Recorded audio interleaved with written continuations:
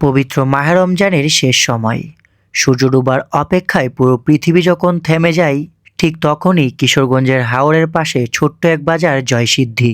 এখানে ইফতার মানে শুধু একবেলার খাবার না, এটি মানুষের জীবনের গল্প। প্রত্যন্ত এই হাওর অঞ্চলের জয়সিদ্ধি বাজারে নেই কোনো দামি খাবার কিংবা নেই কোনো ভালো রেস্তোরাঁ।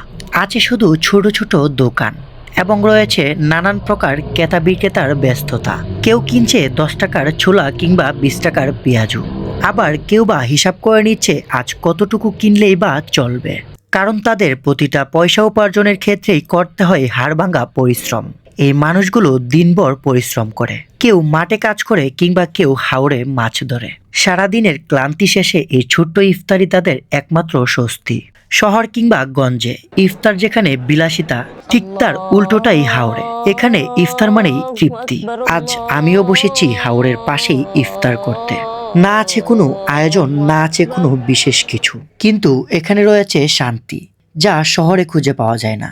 এই স্বাদ শুধু খাবারের না, এটা কষ্টের পরে তৃপ্তির।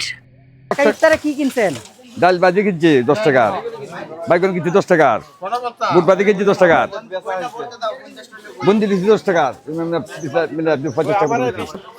আমরা চাহিদা মতো খাবার পাই না, যেমন আমাদের ফল ফ্রুটস যেগুলো পুষ্টিকর খাবার এগুলো আমরা পাই না। সাধারণত ইফতারে রমজান মাসে যেগুলো সচরাচর কেনা হয়, যেমন পেঁয়াজু আছে, ডালে বড়া আছে, বেগুনি আছে, চুলা আছে, এগুলো কেনা হয়, আমরা এগুলো কিনি।